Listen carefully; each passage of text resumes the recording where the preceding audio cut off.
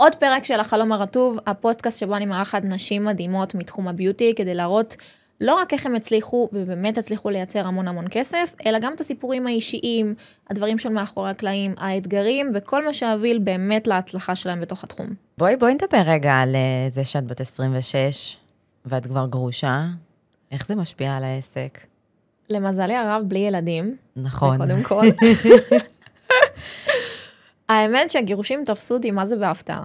כאילו זה בא לי כזה בבום, אבל אני חושבת שזה הדבר הכי טוב שעשיתי לעצמי אי פעם. וואו. כאילו, צמחתי בצורה מטורפת, ואני פשוט חושבת שלא הייתי פשוט במקום שהייתי צריכה להיות בו, מבינה? זה כזה חוסר התאמה כזאת של שני אנשים, שאחד הלך לכיוון אחד, והשני הלך לכיוון השני, ופשוט לא הצלחנו למצוא את הדרך ביניים. אני, באידיאל שלי, מאוד רציתי משפחה, ילדים.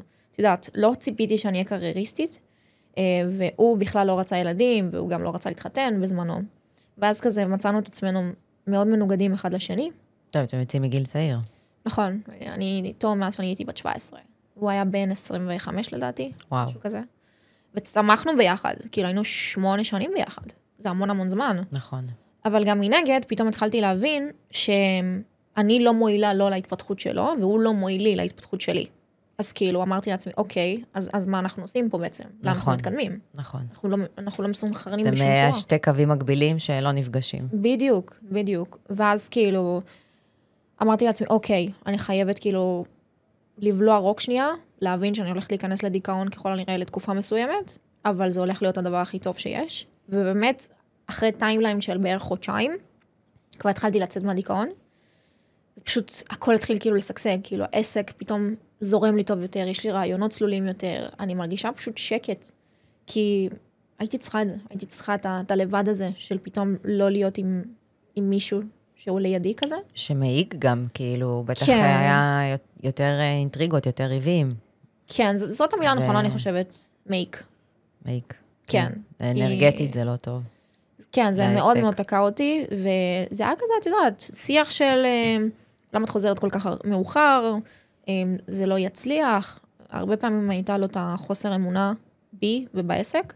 עם הזמן הוא כן התחיל כבר לקבל את הדבר הזה, כי את יודעת, ככל שאת מראה תוצאות ואת מתחילה להראות שאת מצליחה, אז כזה פתאום הוא מאמין לי יותר. אבל זה אף פעם לא היה שם, מבינה? כאילו, כי זה פשוט לא היה הוא. וברגע שהבנתי את זה, פשוט שחררתי לגמרי. כאילו, שחררתי לגמרי, ולא דיברנו יותר. אולי היה לו קשה יותר לראות שאת מצליחה, מרוויחה אפילו יותר ממנו.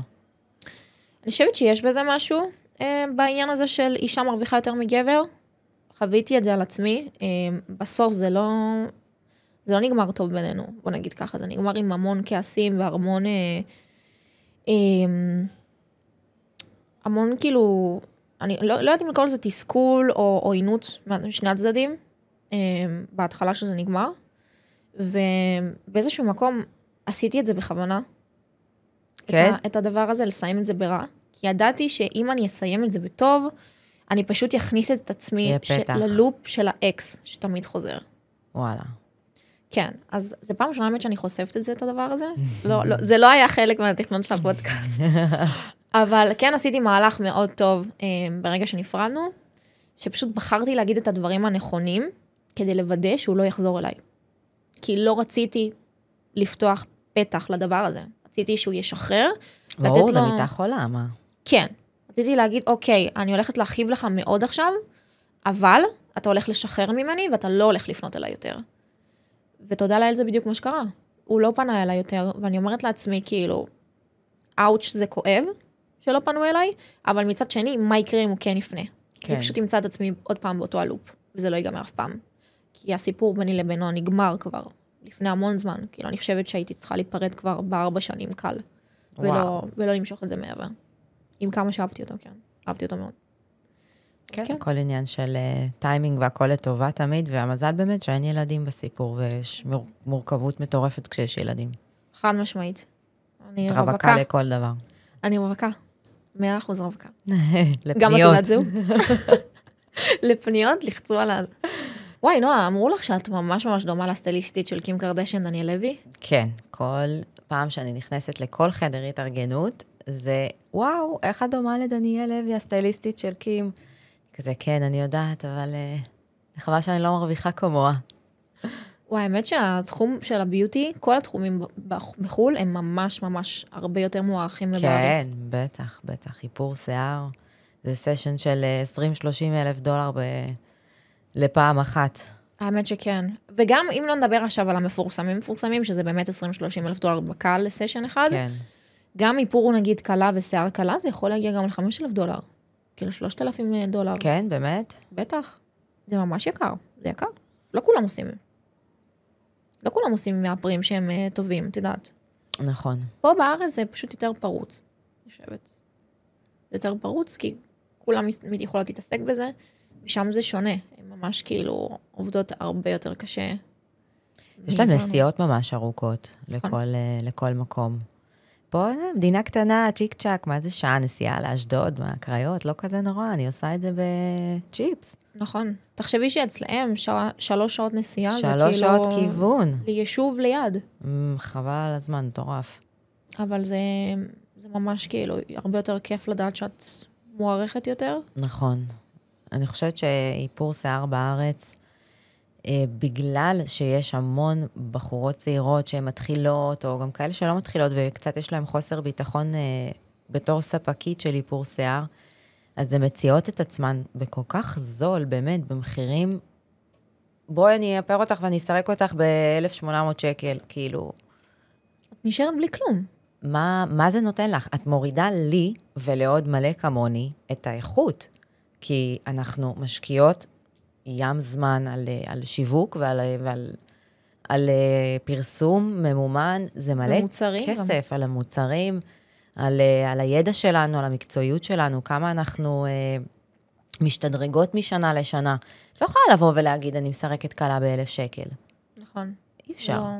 ואז מה קורה? הבחורות שרושמות, נגיד, בפייסבוק את אותו פוסט, אני מחפשת סירוק ואיפור לקלה במחיר נורמלי, באות אלה שבאמת נותנות מחירי שוק, כאילו, אני מחשיבה את עצמי כספקית של איפור שיער, שנותנת את הממוצע לשוק, מתאים לכיס, בערך למה שהולך היום באמת במחירים, והן הורסות לי. הם הבחורות האלה שנותנות את איפור, אני קוראת להם איפור שיער בביטוח לאומי, כאילו מחירי ביטוח לאומי כזה, ואת לא יודעת מה תקבלי.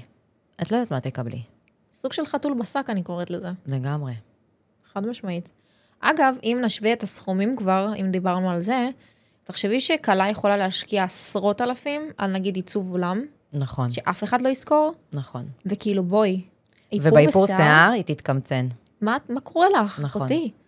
כאילו זה הדבר היחידי שישאר איתך, כאילו זה נכון. התמונות. נכון. זה אותו דבר כמו שמתקמצנים נגיד על סמלת קלה. אני בעיניי, אני חושבת שזה טעות. לגמרי, אני יכולה להגיד מהניסיון האישי שלי, שבתור קלה כן חיפשתי להוזיל עלויות בסמלה. כן, התחרטת על זה.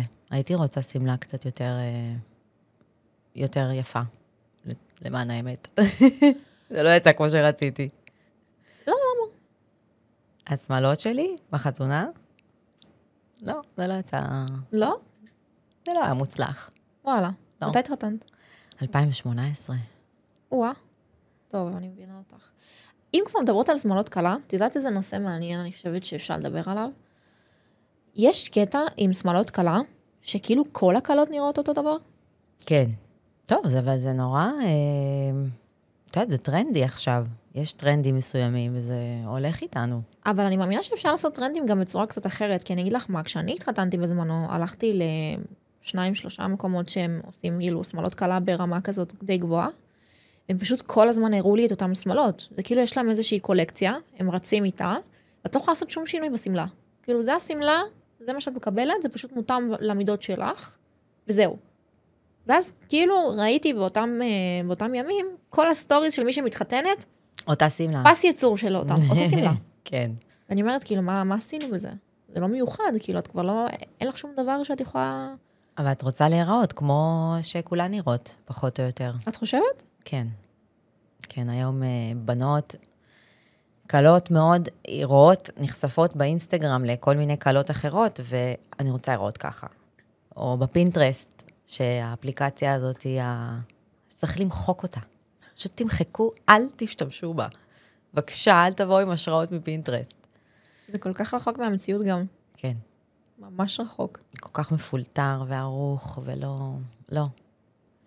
אני חושבת שזה באמת אפשר להגיד שהיום התעשייה זה פשוט פס יצור. כאילו אין שום דבר חדשני בשום מקום. כאילו נדיר לראות איזושהי קלה שעושה פתאום משהו אחר, או משהו קצת שונה ברקע.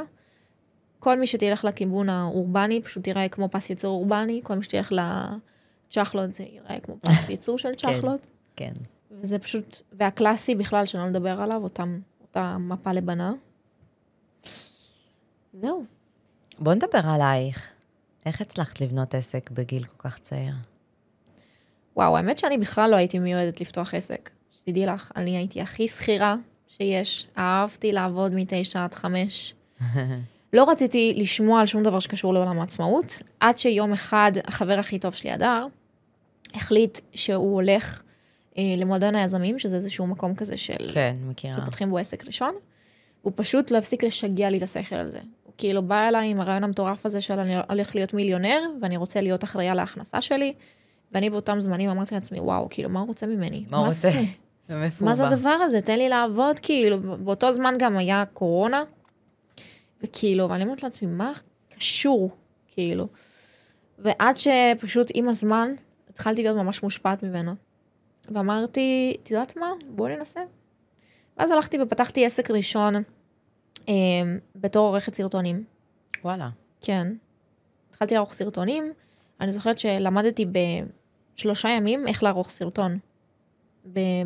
באיזושהי אפליקציה שהיא ממש מתקדמת, כי הייתי צריכה לגשת לראיון עבודה במקום בתור פרילנסרית, אז כאילו זה היה הצעד הראשון שלי לעולם העצמאות. נורא סבלתי במקום שעבדתי בו בתור פרילנסרית, אבל שאבתי מהם המון מידע לאיך להתנהל באופן עצמאי. כן. גם מה לא לעשות וגם מה כן לעשות. ואז כשיצאתי מהם, אמרתי לעצמי, אוקיי, אני יודעת מה אני רוצה לעשות, אני רוצה להתעסק בתחום של שיווק וייעוץ עסקי. ואז אמרתי, מה חסר בשוק? והיה חסר מישהי שתתמקד דווקא בתחום של הביוטי. לא אבל היה איך פשוט דווקא התחום של הביוטי, כאילו קרץ לך, שהבנת שחסר... אני הייתי מאפרת ומשחקת בעצמי במשך 6 שנים. וואו. מגיל 17, כן, התחלתי ללמוד. לא ידעתי את זה. כן? לא ידעתי. חשבתי שהיית רק, את יודעת. לא, הייתי מאפרת ומשחקת, וכשלמדתי, אז התחברתי דווקא בימים הראשונים שלי בעולם הזה, למאפרת ממש מוכרת, קוראים לה ברוך חיון, אחת התותחיות, אני ממש אוהבת אותה. ואז היא חיפשה אסיסטנטית. כן. אמרתי, אוקיי, זה הדרך הכי טובה שלי להיכנס לתחום. אז אמרתי, יאללה, בואי נלך על הדבר הזה. התחלתי לעבוד בזה, וממש אהבתי את התחום. אבל לא הצלחתי אף פעם בעצמי לבד. כי לא היה שום מקום שבו אפשר לשאוב ממנו השראה. זה פשוט, כל המאפרות והמשחקות היו מעתיקות אחת מהשנייה. נכון. וכאילו היו מצפות שיקרה נס. ואף אחד לא היה בתחום שיגיד להם מה לעשות, איך בכלל להקים את העסק. כי לא ידעתי בכלל מה זה מיסים, מה זה ביטוח לאומי, איך בכלל לקדם את עצמי, כלום.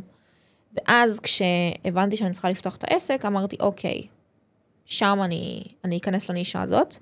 גם כי קודם כל מבחינה עסקית זה היה מאוד חכם, כי לא היה אף אחד שבעצם מתחרה איתי ראש בראש. נכון, את הראשונה שהגיעה לזה. נכון, הייתי הראשונה שפתחה, וזה יצר המון באז. גם כי עבדתי עם ברוך חיון, והיא הייתה שם מאוד גדול בתעשייה, נכון. וגם כי לא היה אף אחד כמוני.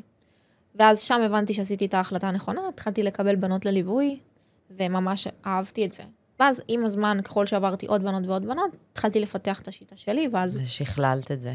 כן, שדרגתי את זה ממש, עד שכבר הגעתי לסיטואציה שבו אני הופכת להיות באמת הבלעדית, שיכולה לתת את הכלים האלה בשוק. והשאר היסטוריה. השאר היסטוריה, חד משמעית.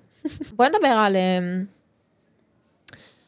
כל הקטע עם המלחמות בשנים האחרונות, מאוד משפיעות על התעשייה של האיפור ושיער. נכון. אני רוצה שתספרי לי קצת איך את מתמודדת עם זה, מבחינת הקהל שאת עובדת איתו.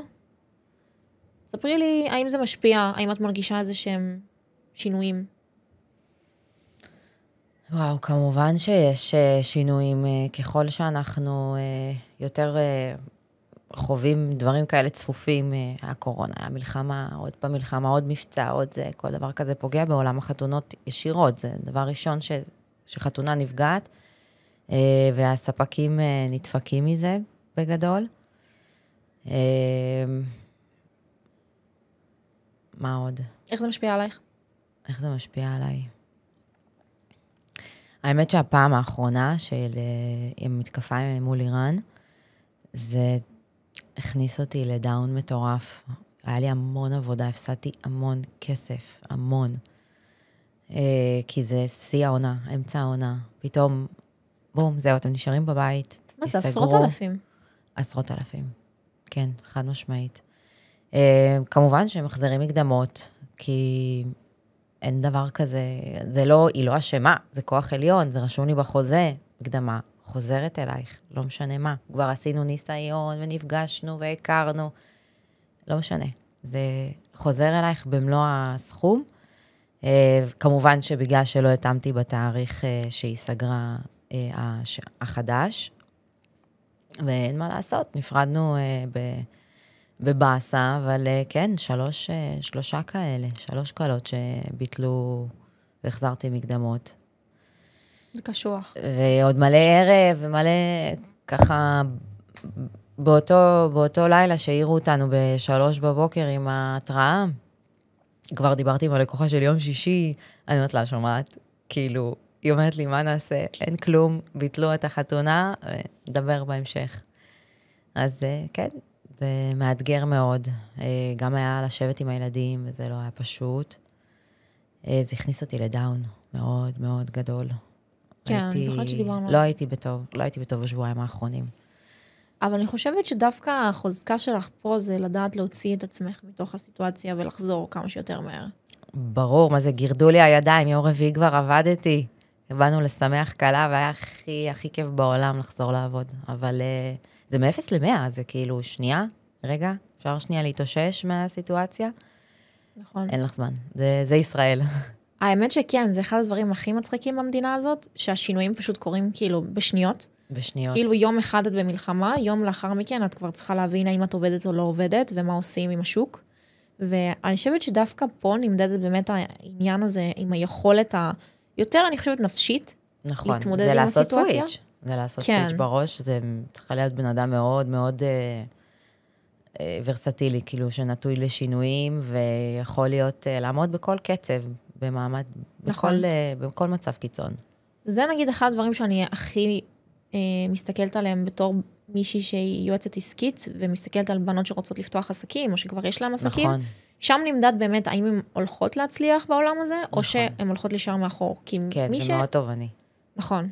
אם את לא מסוגלת לעשות את השינויים האלה, ולהבין שהיום את בטוב ומחר את ברע, את פשוט לא מסוגלת. וזה משהו שנגיד אני עשיתי עם עצמי, אני מצוינת בזה, אנשים לפעמים מקבלים איזה סקאפה של החיים, שאני פשוט ממש טובה בלכבות את הרגשות שלי. נכון. זה בדיוק מה שצריך לעשות, לכבות את הרגשות. אני מצאתי את עצמי המון פעמים בסיטואציות, גם עם הפרידה שלי, שפשוט הייתי חייבת לעשות סוויץ'. אני אספר לך על מקרה שקרה לי, וגם לא חשפתי אותו נראה לי, לא במסגרת של סרטונים דווקא. קרה לי סיטואציה שבאמת אני והאקס נפרדנו, וקיבלתי את זה ממש ממש ברע. אוקיי? ברמה שכבר כאילו רציתי לסיים את החיים שלי. אוקיי? וואה. כן. ובאותו ערב, מאוד קיצוני, מאוד. באותו ערב מצאתי את עצמי מאושפזת בבית חולים. די. כן, אחרי שעשיתי מנת יתר. מה? כן. אלם. כן. זה היה סתירה של החיים, ולא הבנתי, כשהתעוררתי בעצם, לא הבנתי איפה אני, מה אני עושה פה. רק ידעתי דבר אחד, יום למחרת, יש לי סדנה. עם איזה 25 בנות, שמגיעות לראות אותי, ואני אומרת לעצמי, מה אני עושה? ואז פשוט, אני זוכרת איך שאני מתעוררת הייתי סוג של כאילו עם אינפוזיה, אני לא זוכרת מה היה שם, התעוררתי פשוט במיטה בבית חולים.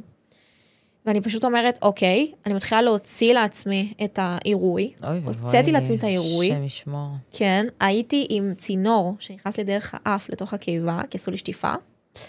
פשוט הוצאתי את הצינור, ממש ככה, והיו שני נשים ששמרו עליי, כי בעצם אני נחשבת למישהי שהיא מסוכנת לעצמה, והיא אומרת לי כזה, אני חושבת שאת לא צריכה לעשות את זה, כי היא לא יכולה להכריח אותי לעשות משהו. אז אני אומרת לה, תקשיבי, אין לי זמן, אני חייבת ללכת. הוצאתי את הצינור, הוצאתי את העירוי, ברחתי מהבית חולים. אני בשוק. יחפה. אני בשוק. משהו הזיה. מי הביא אותך לבית חולים? באמבולנס. מד"א. מי היה בבית? החבר הכי טוב שלי היה איתי. אדר? כן, ולא נשאר לו ברירה, אלא פשוט לזרום עם הסיטואציה, כי הוא יודע שאני חולת נפש בקטעים האלה. ואז הלכתי, התקלחתי, הוצאתי מעצמי את כל הג'יפה, קמתי בבוקר, ופשוט סוויץ'. סוויץ'. חדשה. אין מה לעשות. וביום הזה, זה נראה לי אחד הימים שעשיתי הכי הרבה כסף, ממחירה של ליוויים בתוך הסדנה. יואו. בחרתי קרוב ל-70,000 שקל באותו יום, ובנות שרצו להמשיך איתי לליוויים. ואמרתי לעצמי, בונה, אני ממש חולת נפש, נכון. אבל אני גם הולכת להצליח בגדול, כי אני יודעת לעשות את הסוויצ'ים האלה בזמן. וכן, זה היה ממש קיצוני, אבל בקטע טוב. שוקינג! את הגעת אליי לליווי לפני איזה שנה וחצי, פלוס, נכון? שנה, זה היה במאי. כן. שנה וחודשיים. כן, הגעת אליי לפני שנה וחודשיים. איך הפכת, אני יודעת איך הפכת, אבל איך הפכת באמת להיות אחת מהפרות המובילות היום בשוק? אני חושבת, בשנה. וואו, איזה מחמאות.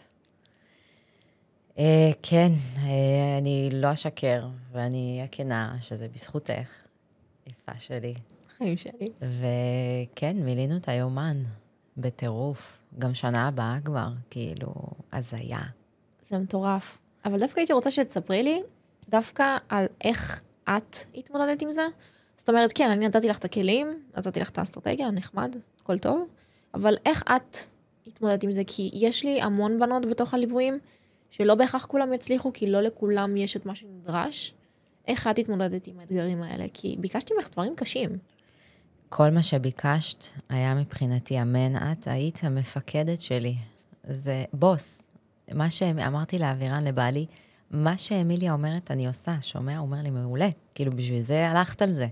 כדי שהיא תוציא אותך מהזון שאת היית בו, וחיה באיזה לופ משל עצמך. ובאמת שיניתי פאזה. ודברים שלא עשיתי פולו-אפ. מי היה עושה פולו-אפ? כאילו, זה מאסט היום, אין מצב שאני לא קמה בבוקר, ועוברת על הצ'קליסט שלי, על המשימות שלי להיום. ממומן, מתי אני צריכה לעשות את הפולו-אפ ללקוחות? בלי בושה, אין בושה. הייתי מתביישת. מה, היא תענה, היא לא תענה, תגיד לי כן, תגיד לי לא, איך אני אגיב? אין אגו. אני הייתי נטולת אגו, כל מה שהיה מבחינתי במסע הזה, נאמר לי לעשות, עשיתי, בלי, כמו טוקי בהתחלה, אין מה לעשות, הייתי טוקי. אפשר להרגיש את זה ולראות את זה בוויס אובר שלי, שאני ממש מקריאה מדף, ואיך לאט לאט השחרור הזה נוצר, והייתי יושבת עליי 6 סטורי ביום, לא פחות, 6 סטורים. ומה עם הסטורי? מה עם הסטורי? למה אין סטורי? ואני כזה, שיט, לא העליתי סטורי היום. ואת נכנסת לזה בטבעיות, לאט, אבל את חייבת להיות כל כולך בזה. הייתי 100% בפנים, בתוך התהליך, איתך, איתי, עם עוד מישהו שלמדתי אצלו צילום ועריכה, והקסם קורה תוך כדי. זה פשוט סרטונים שהתפוצצו, ואני כזה מסתכלת על הדף, אני כזה, פאק. יואו, 20 ומשהו אלף, כאילו, צפיות, לא מכירה את זה, אני לא הייתי רגילה לזה. ועוד פנייה, ופתאום זה מתעורר, אבל אני נהנית גם מהעכשיו. כאילו, אני לא מחכה לאיזשהו הישג יום, מתי זה יקרה לי, מתי... כן. הייתי שם, המון זמן. ולמה לי, ולמה אני, ולמה הוא כן, ולמה היא עושה ככה, ואני לא, אני גם צריכה לעשות ככה. כאילו, באתי שפכתי את עצמי, זהו, זאת אני, זה מה יש, ככה אני נראית, ככה אני נשמעת, תקבלי את עצמך. זה היה קשה, זה היה מסע. נכון, אני גם חושבת שהיום את אחת הבנות שבאמת הכי תופסות, את כאילו תופסים ממך ממש. הבנות שלי, כל המתעניינות שבאות אליי, וואו. זה תעשי לי כמו של נועה, ולמה נועה מצליחה, ואיך קרה ככה לנועה, ואני כזה, כי נועה פשוט לא מסתכלת על אף אחד. היא פשוט עושה. היא כאילו סוס עבודה.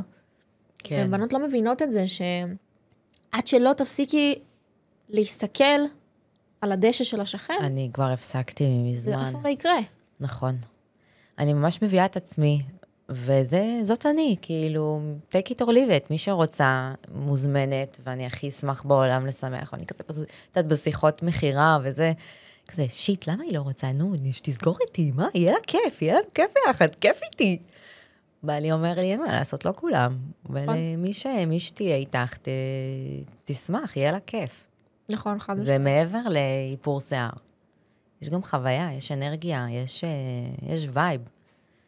זה האמת שזה מחבר אותי ממש לזה שלפעמים בוחרים הרבה פעמים על סמך המחיר, נכון, ולא על סמך החוויה, כי בסוף את מוכרת חוויה. נכון. וכאילו, למה את חושבת שבנות עושות את זה לעצמם? אם הייתי יכולה שנייה להגיד את זה לקלות עתידיות שצריכות לבחור ספק לחתונה, או אפילו ערב, את יודעת מה? איך באמת בוחרים מהפרד ומסרקת לחתונה? כי הם לא יודעות. נכון. זה בעיה, כי יש את הכמות עוקבים, ויש את הגדולים כביכול, שהם באמת בתעשייה הזאת הרבה שנים, וזה בסדר, ואפשר ללכת אליהם, והם מהממים. שאלה, מה את רוצה מעבר? זה מאפרת שתבוא ותגיד לך, חיים, יש לך שעה וחצי איתי, כמו איזה מסעדה, שנותנת לך שעתיים זמן שולחן, ואת צריכה לברוא, ואני בורחת, או שבא לך מישהי שתהיה איתך, שתהנה איתך מהרגע שנייה, ותהיה סוג של מלווה. נכון. איתך ביום הזה. גם זה ממש משפיע, כאילו, אם בטעות לקחת מישהי שלא מתאימה לך בבייב, את יכולה למצוא את עצמך ממש מחובה ביום עצמו.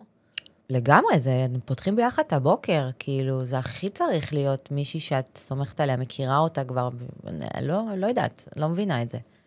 אני חייבת להכיר את הבן אדם לפני, ולא מספיק רק בשיחת טלפון לדעתי. כאילו, הבונדינג שאני רואה שזה נבנה ממש עם הקלות, ובפגישות ייעוץ אנחנו ממש מדברות ומכירות וצוחקות, וכשאני באה ליום שלהן, זה חיבוקים ונשיקות, ויואו, איזה כיף, איזה כיף לראות אותך. זה כבר, אנחנו חברות. נכון. אז זה שונה לגמרי לקחת מישהו עם איזו תמונה יפה, ולהגיד, זה יאפר אותי. ואז הוא יגיד לך, חיימי, אני עף. צריך ללכת. ביי פאטוץ'. ולא רק זה, יש גם המון, בעיקר מסרקים, שאת סוגרת עם מסרק מסוים, ואז בכלל מגיע לך עובד. וואו. שומעת? זה קרה לחברה מהתחום. וזה כאילו, מה, לא, אל תנסה לסבן אותי, תגיע אתה, מאמי. והוא אומר, לא, אני לא מגיעה. אז לפחות בליווי שתהיה אתה. לא, גם אסיסטנט. מה זה הדבר הזה? לא יודעת. מה זה תעשייה? מה זה? מי ימציא את זה? את משלמת על משהו שאת רוצה את הבן אדם שבא לעסק. כאילו, למה מגיע אסיסטנט? נכון. כי אתה תופר עוד מישהי במקום אחר? נכון, או מישהי שכנראה שילמה יותר כדי להיות ראשונה בתור. והעיקר, אני חושבת שזה פשוט, זה ביזיון. כי הם מגיעים לכאורה לפינישים. ומה זה פינישים? מה? סיכת סבתא? זה 10 דקות. 10 דקות. לפתוח 20. הגזמתי עם עוד איזה איסוף או משהו. האמת שכן, יש משהו ביחס האישי, אבל אם נגיד אני רואה שיש מאפרות ומסרקות שמגיעות עם אסיסטנטית שהיא רק עושה הכנות, כן, זה בסדר. באמת הכנות, זה סבבה. זה בסדר, ברור. זה בסדר גמור. בטח, ברור. כי בואי, יש כמות מסוימת שהיא יכולה... יש כמות של בנות שהיא עושה, והיא צריכה, ברור, בטח, גם אני עושה את זה, בואי. אבל אני כן אגיד שאם אני הולכת כבר למסרק, או שאני הולכת למספרה אפילו, אני בהכרח ארצה שמי שבא למספרה פשוט יעשה לי. כי זה כאילו בשביל זה שילמתי על החוויה. נכון. לא באתי לעובד שלו, באתי אליך. כאילו, תעשה לי אתה. כן, אבל במספרה אני יכולה להבין שיש עובדים, אבל הוא מפקח, הוא נמצא, הוא רואה, תשים את זה, תעשה את זה. כאילו, יש יותר...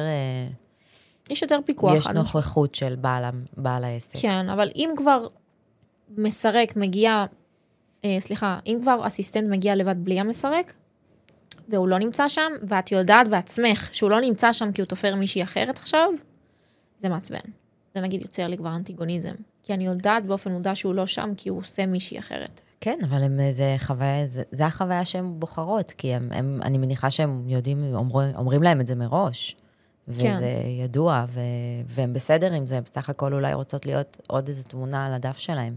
נכון. אולי. חד משמעית, מסכימה.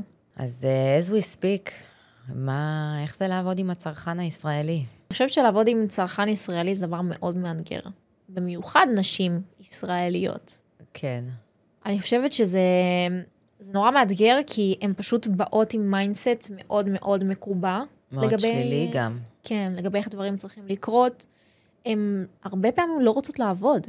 הן לא מבינות שלפתוח עסק ולנהל עסק זה דבר מאוד מאוד קשה, פי כמה וכמה יותר קשה מלהיות בעבודה של 9-5.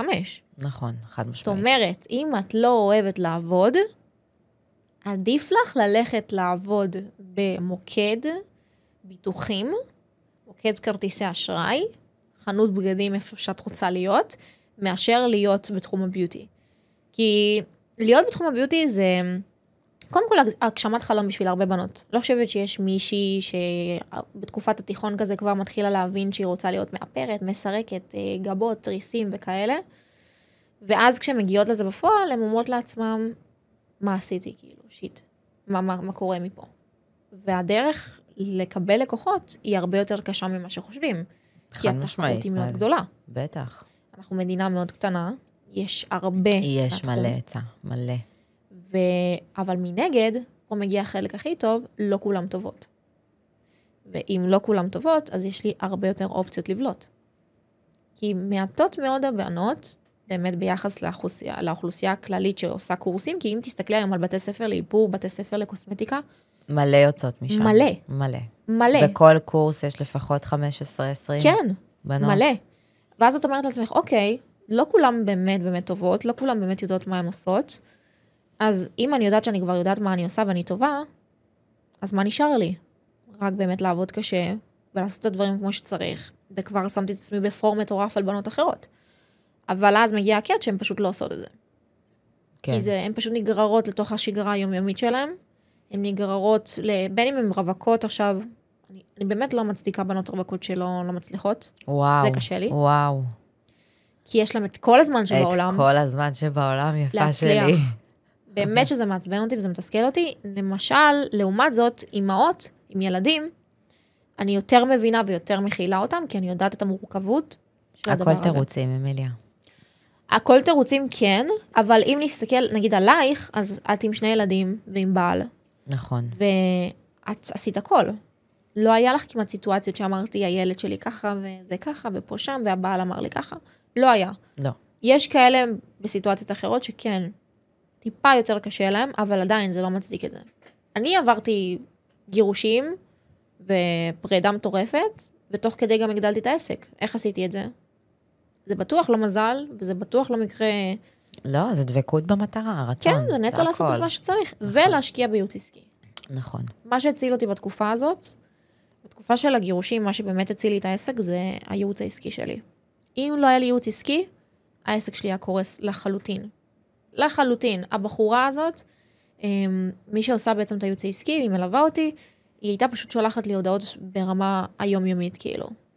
בודקת איפה הרים אני. אותך. כן, בודקת לי את הדופק כל הזמן, בודקת את הדברים שלי, נותנת לי משימות פרקטיות. היא אפילו לא שואלת כאילו איך אני. היא פשוט כאילו, אמיליה, צאי מזה, יש לך עסק לנהל, יש בנות שמחכות לך, הן צריכות אותך, איפה את? זה מטורף. וזה מה שהייתי צריכה. מטורף זה קשה מאוד. מאוד, מאוד קשה, אבל חד משמעית זה מה שהציל לי, ואני משלמת לה המון כסף על זה. זה ליוויים שהם לא זולים בכלל, כאילו 10,000 כן. בשנה. ופשוט כאילו ידעתי שזה הדבר הכי נכון לעשות. ועוד פעם, 0 תירוצים, 100% תוצאות. זה הסלוגן שלי. לגמרי. שומעת, אני עם הילדים, ואבירן פשוט נמצא שם בכל רגע נתון, הוא יודע שאני יוצאת לעבוד, זה כאילו העסק שלי בסדר העדיפויות הרבה יותר גבוה מכל דבר בבית. ואין מה לעשות, זה המחיר שאנחנו, מחיר, אני קוראת לזה, זה אנחנו משלמים את זה ביחד, והוא לגמרי מפרגן ועוזר ותומך, ועושה מה שצריך לעשות גם יותר ממני לפעמים, את יודעת, בדברים של הבית, וזה מחייב. איך את מתמודדת עם זה שאת יודעת באופן מודע, שאת הקרייריסטית בבית, ולפעמים את פשוט צריכה להשאיר את הילדים מאחור, ולהגיד, אני חייבת לעבוד. כאילו, תטפלו בהם. תעשו מה שאתם צריכים לעשות, אבל אני חייבת לצאת לעבוד. זה עסק עונתי. אנחנו בממוצע אולי עובדים, זה 5 חודשים אינטנסיבי. יש חגים, יש ספירת העומר, יש בין המצרים עכשיו, הנה, כיף, אין כלום. אז כשיש עבודה, דוחסים, אין מה לעשות. ופשוט... או שנעזרים סבא, סבתא, ועל אווירן מתפקד על זה יופי. והילדים מבינים, הילדים שלי עוד קטנים, אבל אלמה יש לה עוד שאלות, היא עוד 5. יש לה כבר שאלות, אמא, מתי את חוזרת היום? אמרת לה, אני עד הלילה, ממי, אנחנו ניפגש מחר, כי אני בליווי. טוב, בסדר. כזה בחצי באסה, ואני באה בלילה, מנשקת אותה, מחבקת אותה, היא מתעוררת, היא אומרת לי, אימוש, איזה כיף שבאת. חוזרת לישון. איזה מרגש. כן. ואווירן, תשמעי, אווירן בעלך, אני אפילו לא מכירה אותו, ואני חושבת שהוא בן אדם הכי תומך במדינה. אימא'לה, אין עליו. אין, זה... הרוח הגבית הזאת שאת צריכה, זה. פשוט זהו בן אדם שידע לשים, איך הוא אומר, שמתי all in עלייך, ידעתי שאת טובה, שאת מאפרת יפה, את מסרקת יפה, תצליחי, ככה או ככה, מתישהו זה יגיע. וכל פעם כל דבר שהחזיר אותי אחורה כל הזמן, כי אין פניות, ואתה מתאמץ, ואתה נותן מעצמך, וזה לא קורה, ואז עוד פעם זה לא קורה, ועוד פעם, והוא פשוט היה שם כל הזמן להגיד לי, יהיה בסדר, זה יגיע, תמתיני, תהי סבלנית, תמשיכי בעשייה שלך, אנחנו עושים את זה ביחד, זה יעבור. הוא לימד אותי ליהנות מהדרך. איזה כיף. אני חושבת שכל אחד צריך אווירן בחיים שלו. כל אחד. אני מאחלת לכל בת ישראל שבוחרת תתחתני עם גבר שיודע לפרגן, מאמי. חד משמעית, זה כל כך קשה למצוא היום. מטורף. אז אחרי שהתגרשת, את מעוניינת בלהכיר אנשים חדשים? את פתוחה לאפליקציות? האמת היא שהיה הרבה זמן שלא רציתי לשמוע על זה בכלל. לא רציתי בכלל לגברים בסביבה שלי, הרגשתי מאוד אנטי לגברים. כן. ואחרי חודשיים, כזה אמרתי לעצמי, את יודעת מה? בואי נפתח טינדר. אופה, שלום לטינדר. שלום טינדר. אמרתי, יו, וכל החיים שלי אמרתי, אני לא אהיה הבחורה הזאת שהכירה את בעלה לעתיד. באפליקציה. הייתה לי קלה כזאת, זה דווקא היה קטע. האמת שמאוד פחדתי מהסיטואציה, ואמרתי לעצמי, את יודעת מה? את כאילו מאוד עסוקה, אני פוגשת רק נשים ביום שלי לרוב. אין לי את הדבר הזה, אז אמרתי, יאללה. מה יכול להיות? להגיד לך את האמת, אני לא סובלת את האפליקציה הזאת. זה פשוט, זה כאילו מחפשים איזה טרף כזה. כאילו בוחנים אותך רק על בסיס איך שאת נראית, קצת מהכיתוב, וזהו. אז לא היה לי שם איזושהי מציאה. פשוט איך שפתחתי, יומיים אחרי זה סגרתי אותה.